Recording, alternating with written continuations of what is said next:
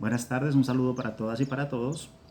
Hoy quiero hacer un pequeño homenaje al maestro Guillermo Hoyos Vázquez, quien nos dejó en el año 2013. El legado de Guillermo Hoyos Vázquez.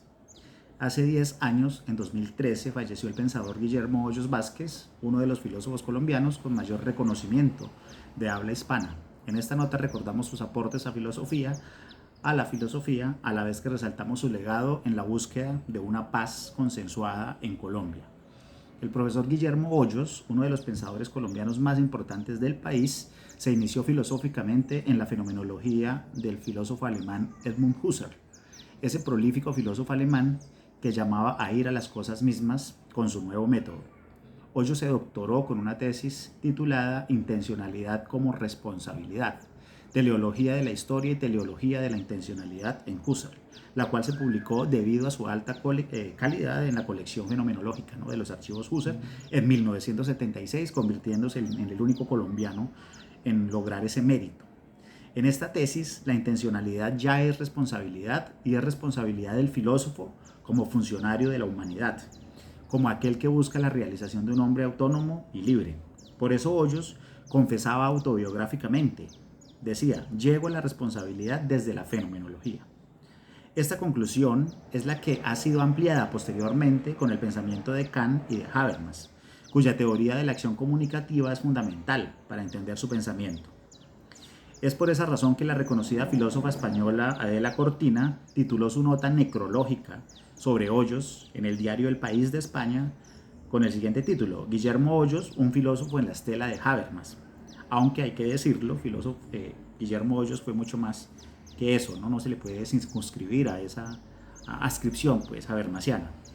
Esa reflexión sobre la responsabilidad se articuló en Hoyos con otro tema presente en Husserl, el mundo de la vida, concepto que hace referencia a la vida cotidiana misma, donde nos movemos, estamos, pensamos, hacemos juicios, valoramos, caminamos, comemos, etcétera, pero que no ha sido asumida aún reflexivamente. Y es aquí donde entra Habermas, quien se ocupó in extenso del concepto. En efecto, para Habermas, el mundo de la vida está regido por la comunicación, es un mundo intersubjetivo donde el tema del lenguaje es fundamental. De ahí se deriva la importancia que Hoyos le dio al diálogo, a la conversación, a la necesidad de respetar la diferencia y construir consensos. El consenso como forma de evitar la violencia y de construir en común unos mínimos para la convivencia. Y en esa convivencia la necesidad ineluctable de la ética. Sin diálogo no hay consensos, no hay acción, no hay participación, no hay derecho y no hay democracia. Y tampoco gozan de legitimidad las instituciones. La teoría de la acción comunicativa y la ética del discurso, contenidas en el pensamiento habermasiano, le permitieron a Hoyos fundamentar su teoría de la educación, su crítica al positivismo científico y a la necesidad de interrelacionar ciencia, tecnología y cultura. Para Hoyos, un país no vive solo de ciencia y tecnología. Se necesita además afianzar y profundizar en la cultura, en el mundo simbólico, en el mundo de la vida cotidiana. Solo de esta manera se completaba la modernidad y se creaba una sociedad más justa, con bienestar y sin violencia. Hoyos pues abogaba por la construcción de la modernidad a partir de la diada modernización cultura. Esto lo llevó a criticar fuertemente el papel altamente tecnocrático de la educación actual, así como las políticas de conciencias. Decía, la colonización gradual de nuestro mundo de la vida por la ciencia, la técnica, la tecnología y la innovación nos alerta hoy para que no olvidemos o descartemos las ciencias sociales y humanas y la filosofía, fuentes de la ética y la política, en esa renovada instrumentalización de la educación ofrecida ahora con ánimo de lucro. Así que la ciencia social y la filosofía jugaba un papel muy importante para hacerle contrapeso al carácter, digamos, instrumental que se le estaba dando a la educación. Guillermo Hoyos pensaba, como Luhmann y Peter Berger, que el fundamento de la ciencia y de la tecnología se encontraba en el mundo de la vida, en el mundo de los intereses cotidianos. El mundo de la vida también era el horizonte de la ciencia. Por esa razón, el saber científico y la actividad cognoscitiva misma estaban ya mediados por la razón práctica, de tal manera que las ciencias naturales y sociales no son meramente una formulación objetivista pura de la realidad, sino un saber mediado por la vida cotidiana, por los intereses. Es la subjetividad humana la dadora de sentido de la ciencia y la tecnología. Por eso criticó el positivismo que elimina la reflexión sobre el sujeto, el hombre, el humano, y que convierte todo en estadística y en dato. Era consciente con Husserl de que, decía Husserl esta famosa frase, el positivismo, por decirlo así, decapita la filosofía. Como decía Husserl en la crisis de las ciencias europeas y la fenomenología trascendental. Pero la teoría de la acción comunicativa también le sirvió a Hoyos para abogar por una democracia radical, participativa, deliberativa, donde, como en Habermas, los ciudadanos hacen uso público de la razón y definen sus asuntos, sus instituciones, construyen sus fines comunes, legitiman el orden político.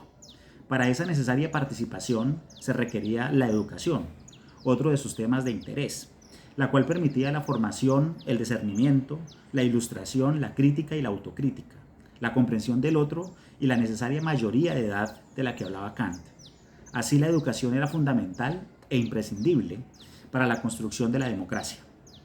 Es necesario recordar aquí que en Kant, en la crítica del juicio, en un apartado titulado Del gusto como una especie de sensus communis, parágrafo 40 de ese libro, hace alusión a la necesidad de pensar por sí mismo, pensar en el lugar de cada otro, o mejor, ponerse en el lugar del otro, y ser consecuente, filósofos admirados también por Stanislao Zuleta.